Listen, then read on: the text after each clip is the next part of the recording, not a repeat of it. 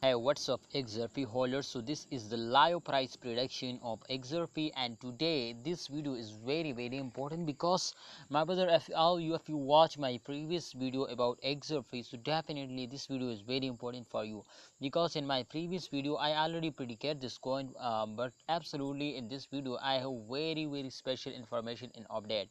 In my previous video I already told you, my brother, to in upcoming time the price of XRP will fails down, because everybody know this, to in the start of month every coin will fails down. So therefore, my brother, the price, there is a 70% chance, my brothers, the price will fails down. But don't worry, after a fails, absolutely every coin will take a very huge jump and starting moving upward.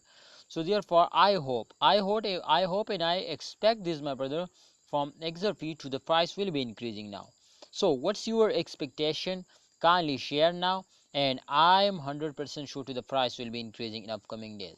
So kindly holder, if you also, my friend, trust on XRP, so I hope you will never starting selling. And be kindly holders, if you starting selling, so definitely the price will fails down.